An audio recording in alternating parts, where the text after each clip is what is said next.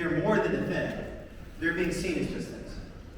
And so the real objective in these cases is not just to get someone off, or even to say we have the right to rescue this individual animal, but for our legal and court system, as Judge Murray did in the Ag Act statute with respect to the activists and our rights, right? Judge Murray argued that no, these people have a First Amendment right to document and expose what's happening in these factory farms.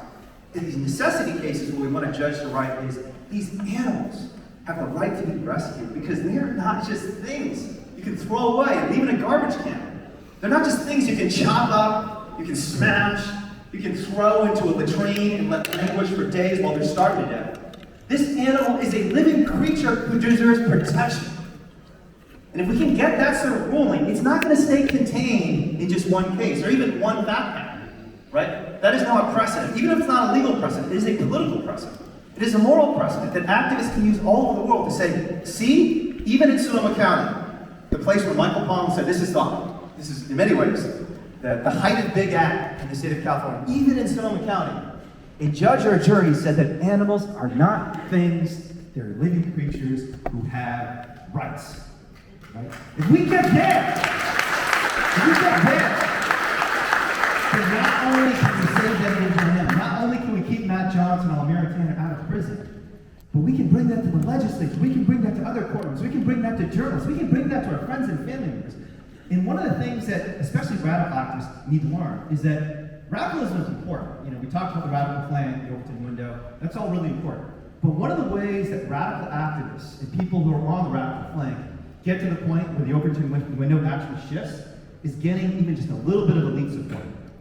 Getting someone from within this system that currently is oppressing animals or people of color or immigrants to become a turncoat, right? And again, I'm so happy we have Evan Wolfson this afternoon because he's going to, I hope he talks about his 1996 case where he got just one judge in Hawaii in 1996 to say, you know what, why are we denying gay people the right to marry, right?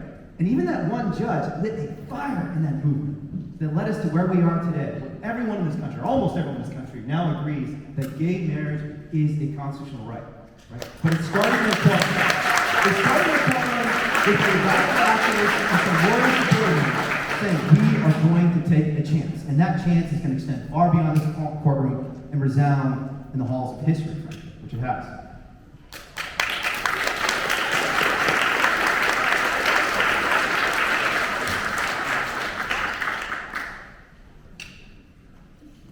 Yeah, I was just going to add that I think it's so profoundly important, and I can't actually wait to hear what Evan says, and I think he's a remarkable figure.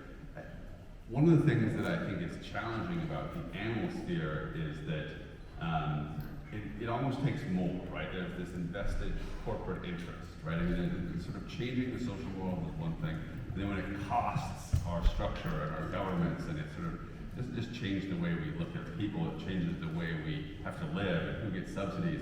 It's so entrenched, and part of, I think, the job of activists in the radical flank, on top of that, is to help inform the public of just how broken the law is, right? I mean, the law is fundamentally broken, and part of what the radical flank does is help the public see that, because the lawyers start to be blind to it. I mean, they really do, because we become acculturated to this system. And like a quick example is just, Wayne was recently in Denver, which was amazing, visiting a pagan sanctuary there. And it's a sanctuary that I spend a fair amount of time with and I volunteer with. It's an amazing place. And I brought my kids there a few different times. And the first time we went, we saw this pig that, I don't know the whole story, but she was rescued. And beautiful pig.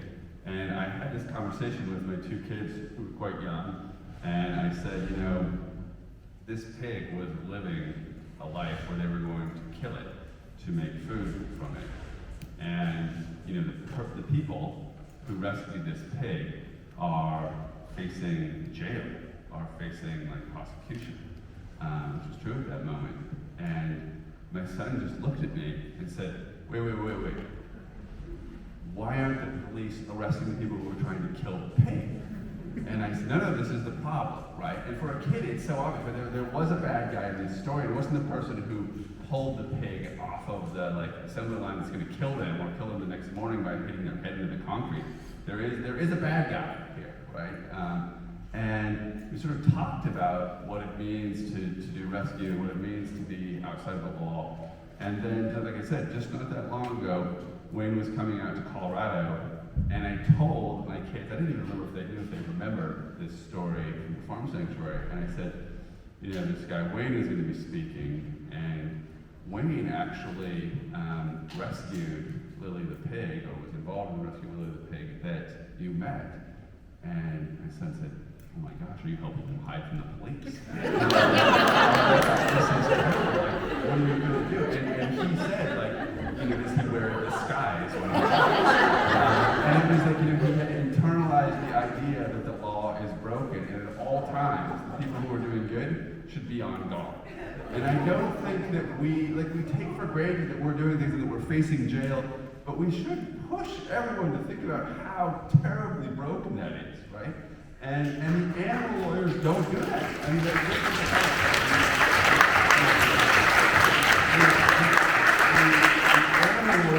animal lawyers out there, too many have accepted the system as it is, and said, what can we do at the margin, like really the margin? And I mean that in the most literal sense, right? I mean, if we were to talk, if this was a law audience, we would talk more about this, but the fact is that someone who, you know, is accused of not feeding their dog properly, right? What is the #1 animal crime charge in most cities? Of all the research so far, the animal crime, right? Who are the people that are hurting animals in our society? If you go and pull up the statistics, it's for an underweight dog or cat. And guess what? That maps almost perfectly with socioeconomic status, and then which maps with race and other marginalized populations, right? So when you talk to animal lawyers, they would say, we need to get the animal abusers. And who are those animal abusers?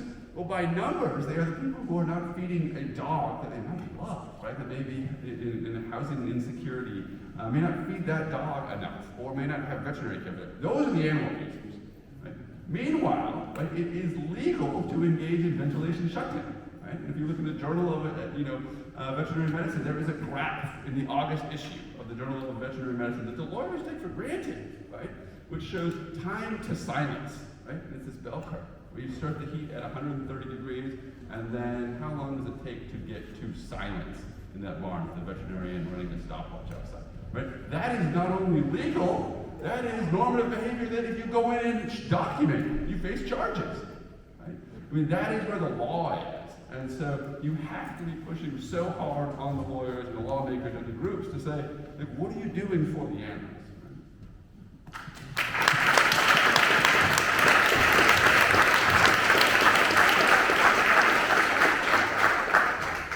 So just briefly, I want to build on an idea I think that both Wayne and Justin mentioned, which is that in introducing evidence of the immense cruelty of factory farms, what you're basically trying to do is you're trying to create a corridor for people's natural compassion to flow through, for them to not resist their own compassion.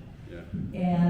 And this is where I think in a lot of these trials we're going to see a really interesting evidentiary problem. So here's your little evidence class for this morning.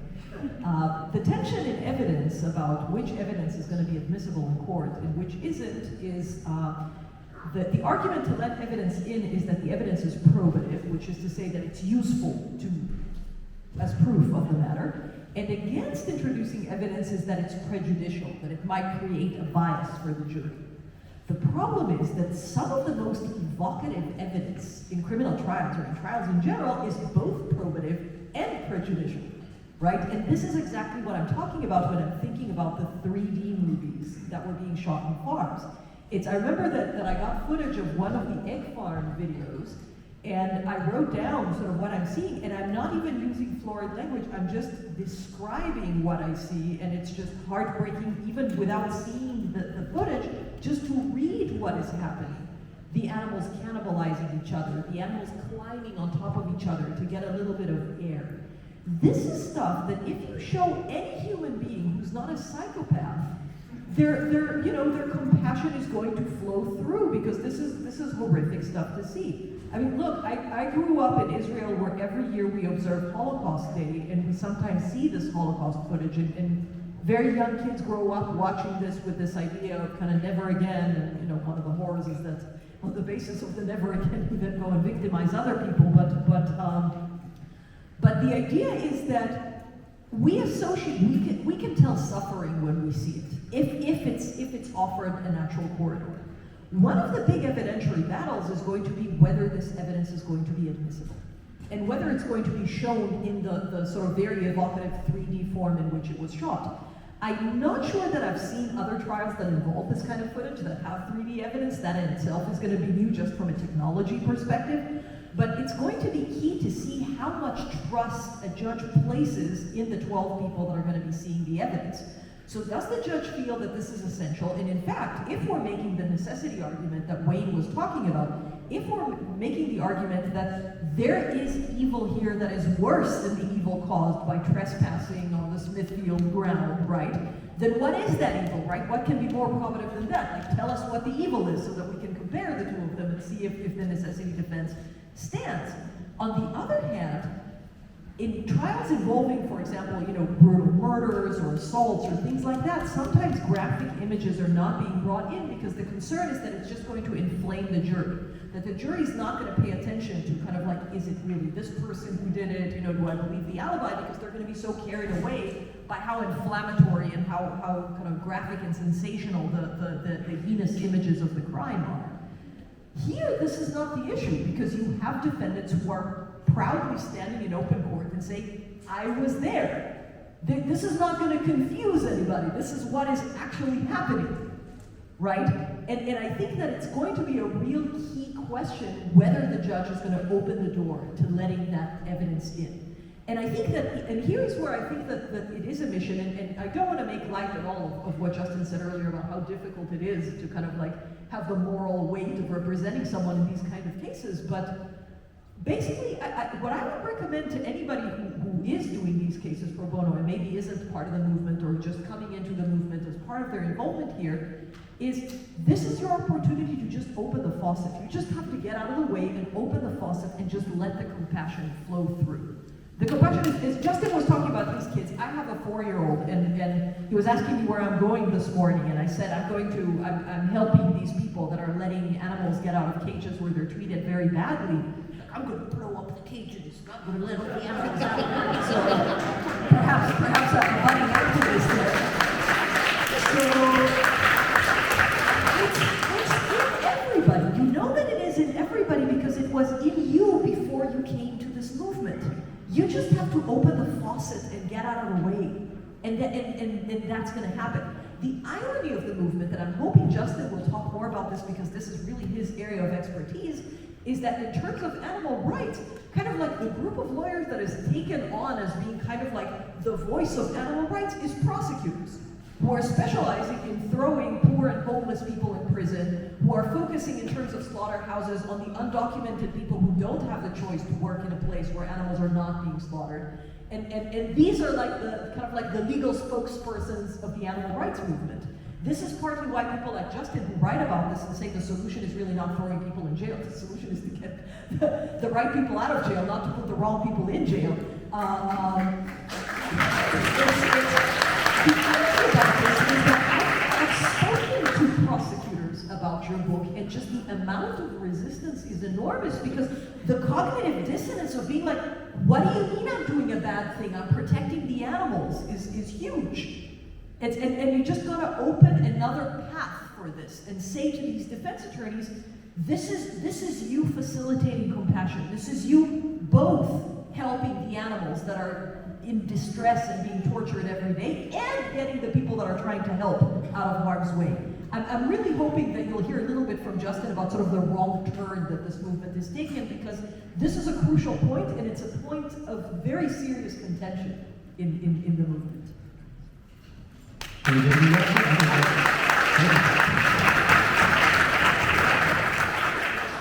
Yeah, I mean, just briefly, I'd be happy to talk about questions about it. There is, just as Hadar said, there is this sort of natural inclination in us towards compassion and sort of blowing up the cages. I think that all of us have felt that at different points, and it drives people in different directions. There's also a natural tendency towards revenge, right? There's a natural tendency to get those who have wronged us or who have wronged those who we love. And it's a really natural thing. And so what animal lawyers have clung to, right? I mean, there was a period where representing activists was sort of normal, as Wayne mentioned, right? If you go back a generation in animal rights, like this was a normal thing. And some of the leading actually activist defense lawyers in the 90s and those areas were in the Bay Area, and they considered themselves animal lawyers, right? There's a guy that I know that retired to Colorado, who was just doing activist defense of people who were taking various direct actions in the Bay Area. But something happened, right? Which was that the animal lawyers saw maybe that it wasn't bringing in money, saw maybe that it felt isolating to them, as I'm sure many of you feel at times, and they made a turn, right? They made a hard right turn, and they described it as the mainstreaming of the movement. And the mainstreaming of the movement has lots of elements, but one of them was to really distance themselves, and so the big groups stopped doing activist defense, and even distanced themselves from the lawyers who were doing activist defense, and instead started investing in those structures in the law that seem to have public acceptance. And nothing is more salient, nothing is more dominant in that approach than supporting prosecutors, right? So what does that mean? Well, it means looking at the law in the books, many times from the 19th century or other things that, has crazy exemptions, as we all know, for the things that are seeing pigs depopulated, that are seeing animals, boiled alive. All these things that are exempted are not covered, and we have played to the prosecutors. And the movement, they fund prosecutor conferences. I mean, they are funding prosecutors. Donations to animal groups go to support prosecution efforts in the very offices that turn around and prosecute activists, right? I talked to a prosecutor not that long ago, and I'm trying to get her to change her tone. She is doing a prosecution of two activists at this very moment. One is an animal person, one is sort of an anti-military, anti-war person. She is in charge of both of those felony prosecutions, and simultaneously, if you were to sort of look her up on LinkedIn and other things, has a tag that says animal rights lawyer, and she is a person who has prosecuted more people for animal cruelty in the state than anyone else, right? She has been the sort of tip of that spear. And she doesn't see any dissonance, right? She says, well, this is what the law says. I just do what the law says. The law says these people are criminals and these other people are not. And as I just said, I mean, that is a shocking point of view, right? It is really shocking because, one of the animal cruelty cases she brought resulted in a deportation. It was a person who attended a single cockfight. Nobody here is going to defend cockfighting or try to rationalize how we got there. We could have some conversations about how it is one of the most racialized forms of crime in the current code, but nobody's going to defend the practice. But while being willing to prosecute that type of case, the same person is simultaneously unwilling to even flinch or acknowledge that the same line supervisor, the manager at the chicken slaughter facility down the road that is killing hundreds of thousands of birds in a terrible way, that's not even to look at, right? If you say, well, what about the fact that there are estimates that this many birds start being slaughtered before they are dead? You say, yeah, that's not a crime, right? And so you have to remember, I mean, most of you in this room are far more aware than the lawyers out every day that the law is just what capitalist has constructed it to be, right? Capitalism is constructed to be. It is protecting money, it is protecting industry, it is protecting all of these interests that are there. And so we call somebody a felon or a potential felon, and we call somebody else a farmer, right? But the line between farmer that is abuser and felon is far more subtle and less sort of moral than we would have imagined. And I think that's really important to keep in mind.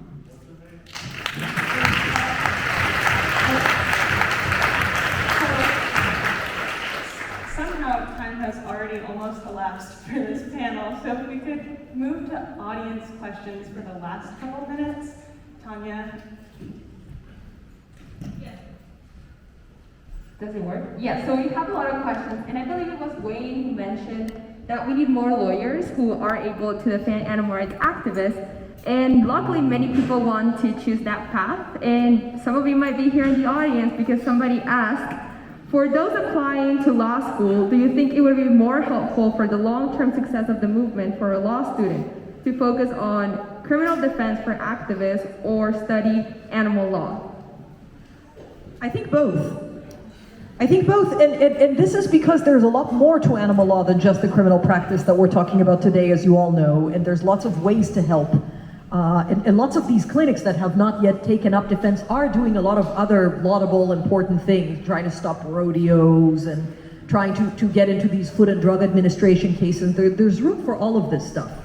But I think that there's also a real dearth, and this is part of the problem we're encountering, that there's people who are sympathetic to the activists and won't step in because they feel that criminal law is this field unto itself that they don't know well enough to defend. This, of course, is bullshit because those people are very willing to prosecute in the same, like, it's not that there's some special, like, mystical expertise in, like, that's unattainable in criminal law to do these cases.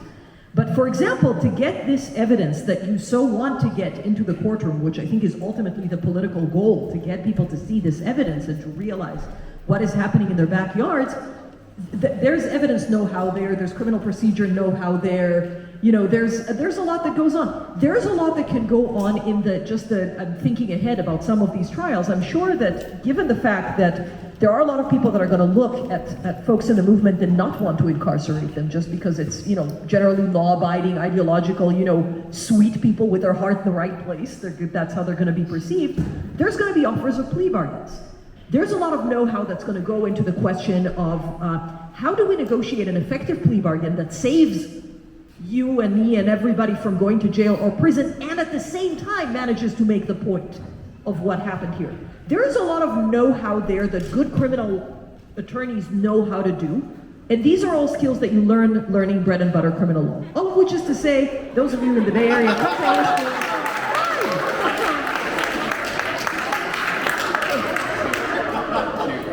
And the other thing is, and this follows up on what Justin said earlier, is look, a lot of this is coming to criminal law with a more developed imagination of what you can do. Because the problem ultimately that Justin flagged is a problem of lack of imagination. In this country, for 5 decades, we have only seen nails because the only hammer that we have is the criminal justice hammer. So everything looks like a nail. So every problem should be resolved by putting somebody in prison. And you're already coming into this, you know, thinking about a legal career with a more developed imagination of what criminal law can be, that it can be a truly radical, liberating practice.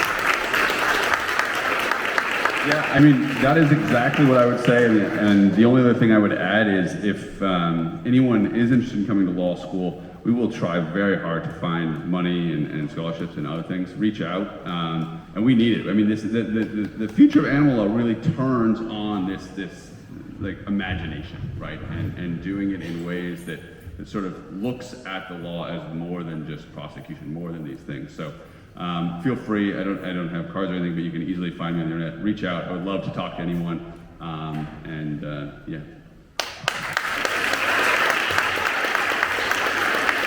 Thanks for the great answer. I hope many of you become lawyers who can defend activists. And I think it was you, Halar, who mentioned that you don't want to have knowledge before something happens, like a rescue, an action like that. But someone's asking what would happen if a lawyer had the knowledge? Like, what are the legal implications for a lawyer who is seen as conspiring with activists breaking the law? So this is a good question. I work for a public school that receives its funding partly from the state of California, and that also has implications as to what I am and am not allowed to do. And I don't have an attorney-client relationship with the people who are using the piece of paper that I wrote.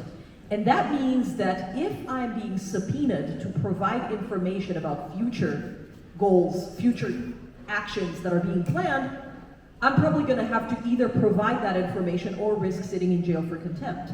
I know of only one academic who actually took that risk. This is a guy who was doing it. And the ridiculous thing is that a lot of people who study activities of civil disobedience and even just garden variety criminal activity, gang activity and whatever, you can't really study or know what's going on in these worlds unless you know, dip your toe into these worlds. And that means you know a lot of things that could be harmful to your interlocutors, to the people that are giving you the information. I know of one guy who was studying gangs and doing some participant observations and was required to provide the information and refused.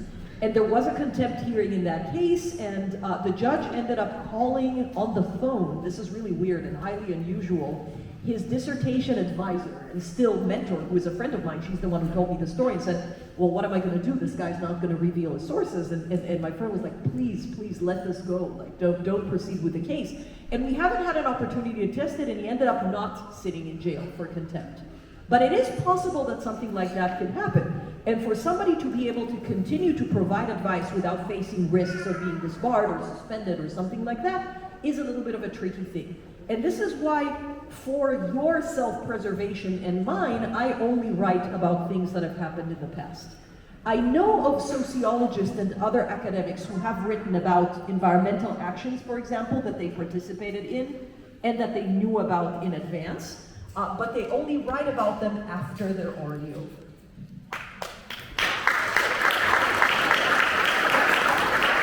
Great, thanks. And here's another question. How can we best capitalize on a conviction when someone goes to prison for open rescue? From a legal perspective, perhaps more than a contained one. How to reverse a conviction? I'm sorry. No, how can we capitalize on a conviction when someone goes to prison for open rescue? So a lot of this is stuff that actually you can teach me, because you're doing such a good job with your media outreach and with your posters and with your thinking about how to use social media. And I think that DXC and other other direct action movements have been pretty forward-looking in the way that you've used this.